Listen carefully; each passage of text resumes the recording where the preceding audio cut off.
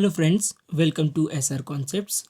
I am Ravi Verma and this is the seventh video for the chapter number 1 of biology for class ninth, and the title of the chapter is the fundamental unit of life. In this video, we are going to discuss about two important topics. One is plastids and the other is cell division. In the previous video, all other topics have been discussed, so you may revisit them if you want to learn them. So plastids, let's discuss about them. Plastids are special type of cell organelles, and these cell organelles are found in plant cells, in all plant cells, and they are also found in euglenoids, which are unicellular eukaryotic organisms capable of performing photosynthesis. Now, the plastids are of three types: chloroplasts, chromoplasts, and leucoplasts. These are categorized based on their colors, and their colors are because of specific types of pigments, which are the colorful components. So the different types of plastids like chloroplast, chromoplast, leucoplasts have different colors because they contain different pigments of different colors. So for example, if we talk about chloroplasts, then they are green because they contain a green colored pigment known as chlorophyll. Now chromoplasts are of three different colors. They may be yellow, they may be orange, or they may be red also. This is because they contain carotenoid pigments of different colors. Carotenoids of yellow color, orange color, or red color. So chromoplasts may be of three different colors, generally yellow, orange, or red. Now leucoplasts, these are the colorless plastids because they do not contain pigments.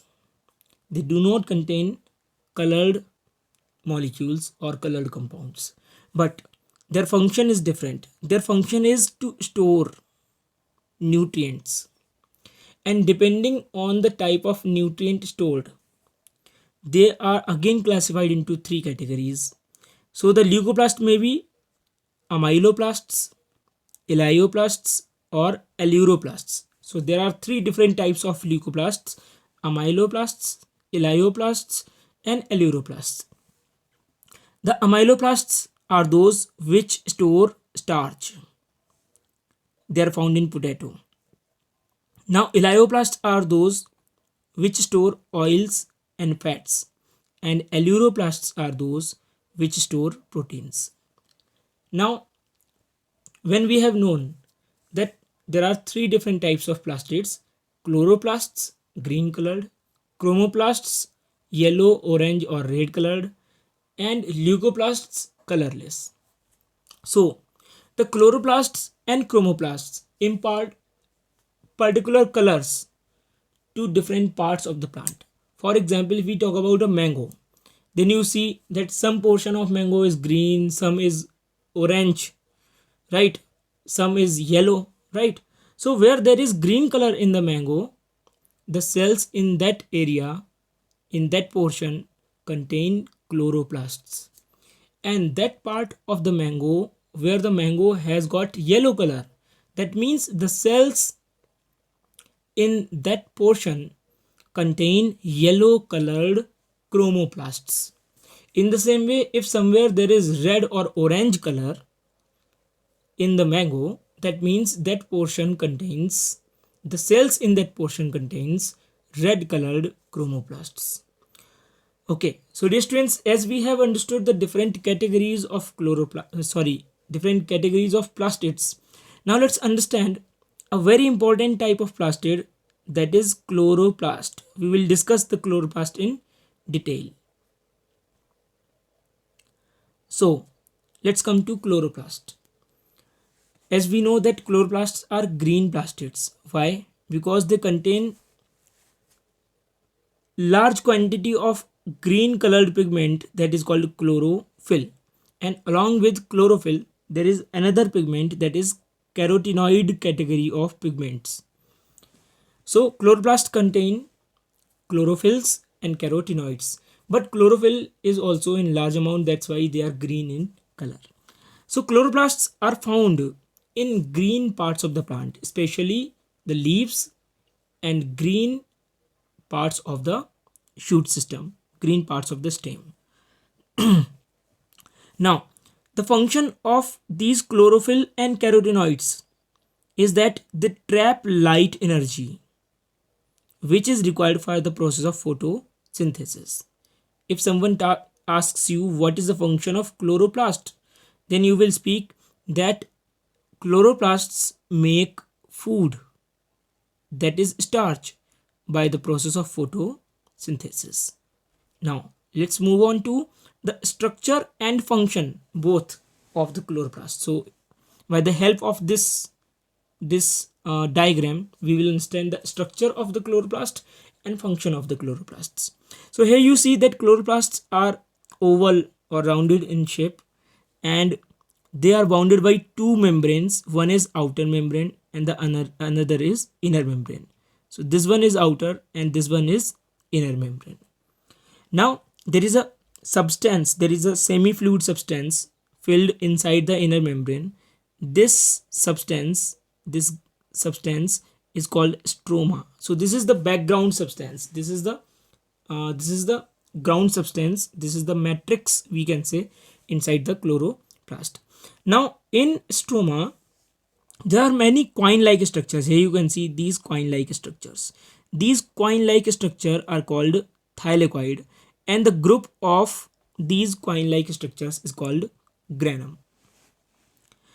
Each thylakoid, that is a coin-like structure, something like this. So this is actually a pouch, a sac or a pouch which is covered by a thin membrane, right? That is called thylakoid membrane. So each coin-like structure that you are looking here at is a pouch that is covered by a thin membrane, that is called a thylakoid membrane. So inside that pouch, on the inner surface of the thylakoid membrane, there are chlorophyll and carotenoid molecules, the pigment molecules on the inner membrane, right? Now when sunlight falls on the chloroplasts, reaches the chloroplasts, right, it reaches the membranes of the thylakoid, and where there the chlorophyll and carotenoids are present. Now these chlorophyll and carotenoids absorb light energy, okay, and when they absorb light energy, they do one thing: they perform a chemical reaction. This chemical reaction is CO2 plus H2O. Once again, let me show. Suppose this is the thylakoid and this is the sunlight. This is the sunlight, and on the inner side of the thylakoid membrane there are chlorophyll and carotenoid molecules, right? So when the sunlight falls on the thylakoid, right, when it reaches there, right, the chlorophyll molecules, the carotenoid molecules absorb the heat energy and use this heat energy for performing a chemical reaction, that is CO2 plus H2O. So the carbon dioxide absorbed from the air and water absorbed from the soil via root. They are combined by using this light energy and converted into glucose, that is C6H12O6 molecule, and along with this oxygen gas is also evolved. So this chemical reaction that is taking place is called photosynthesis, because a food molecule known as glucose is being produced in the process of photosynthesis. Okay, now this glucose is stored in the form of another molecule that is called starch.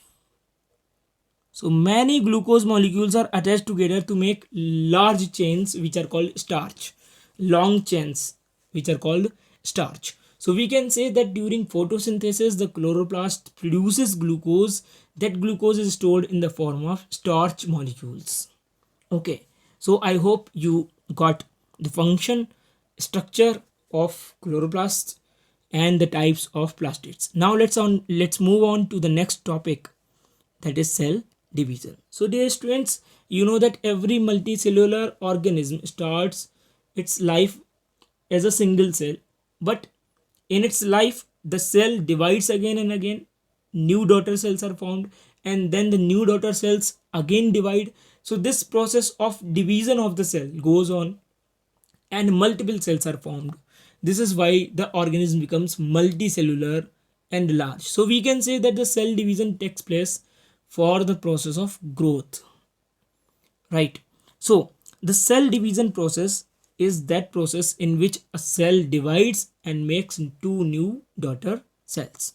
So the cell division takes place for what purpose? For growth and to replace the old, dead and injured cells. So whenever a cell becomes dead or old, or when there is a wound in the body, then the cells in around the wound start growing and making new cells, start cell division and making new cells.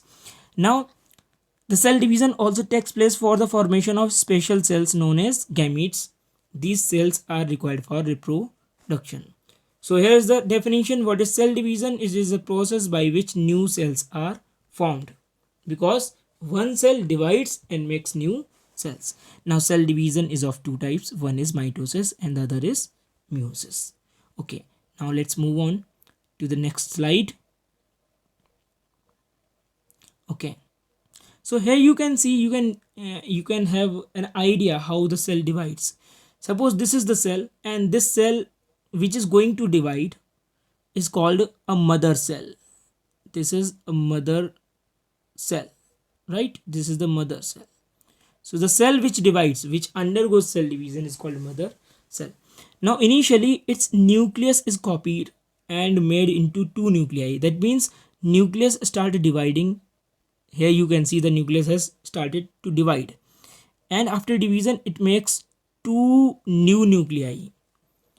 So the another nuclei which is formed is the exact copy of the first nucleus, right? So another nucleus which is formed, that is the exact copy of the first nucleus. So we can say that nucleus has divided and formed two new nuclei.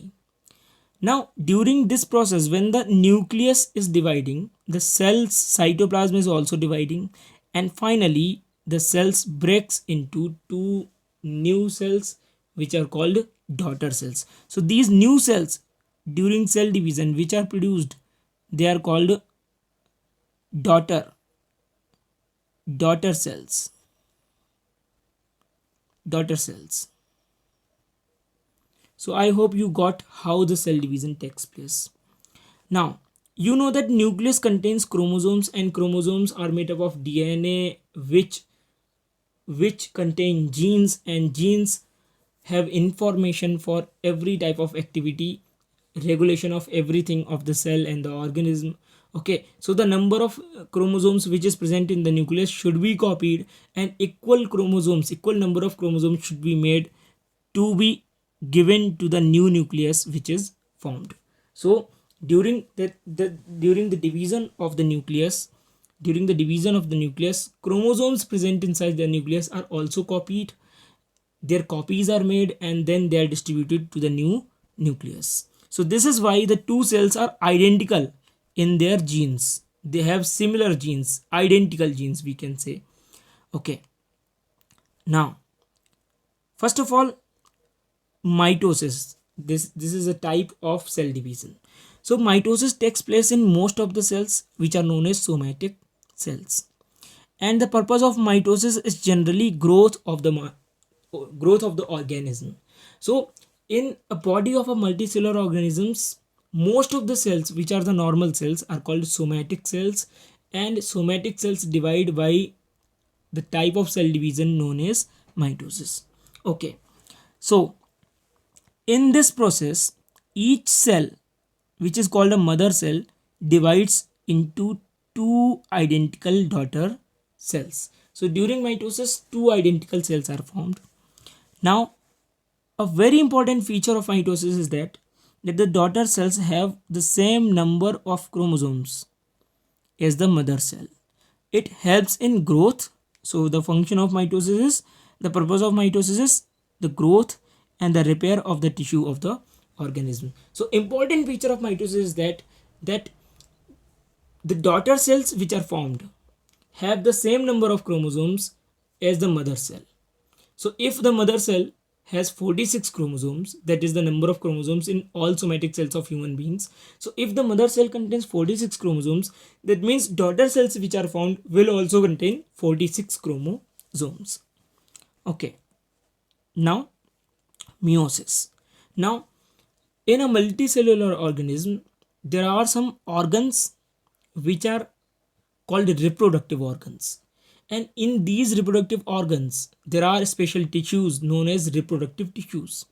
So these reproductive tissues, the cells in these reproductive tissues divide to form special type of cells known as gametes, and these gametes are also called germ cells. So if we talk about human male, right, then male contains testis, which are the reproductive organs, and the testis produce special cells known as gametes, male gametes, and the male gametes are called sperms. And in females, that is girls, the reproductive organs are ovaries, and ovaries produce special germ cells or gametes known as female gametes, also called ovum or egg. Okay, so when a sperm and ovum fuses together, this process is called fertilization. So when the gametes fuse together, the process is called fertilization, and then the cell which is formed, this is the offspring, means this is the new organism. Okay, so meiosis, we are talking about meiosis.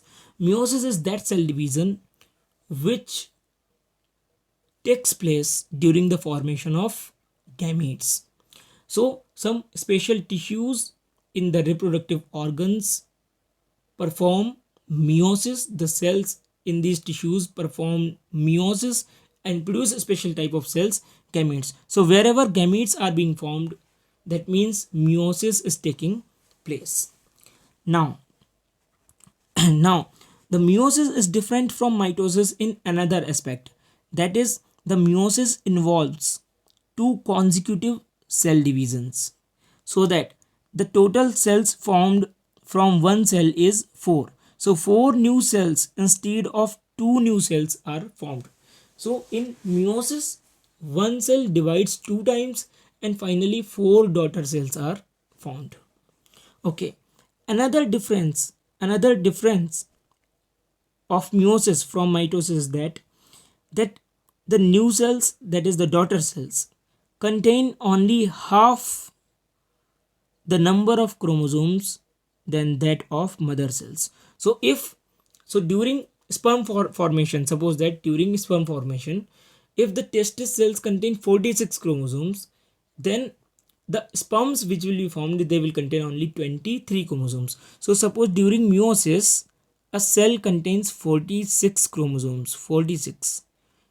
Then the daughter cells, the new cells which will be formed, they will contain only 23 chromosomes, 23 chromosomes. Exactly this will happen in human female or female, human female, that the mother cells in the ovary will contain 46 chromosomes, but the eggs which will be formed, they will contain only 23 chromosomes. So we can say that sperms and egg both contain only 23 chromosomes.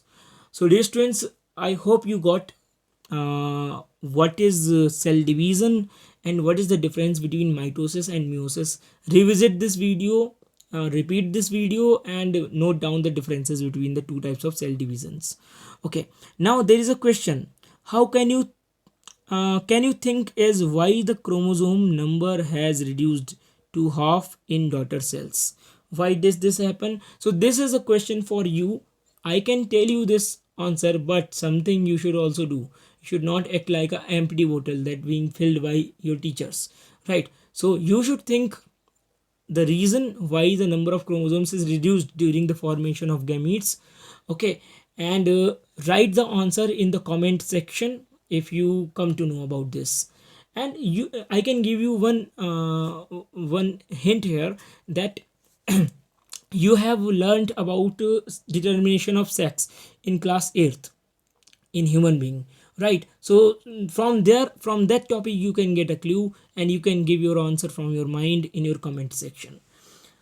So dear students, thanks for watching this video, and if you think that the video is really helpful to you and it is being described to you very properly, and if you think that it is helpful, please don't forget to like it, and please subscribe to the channel and also share the video if you require it. Thanks for watching the video.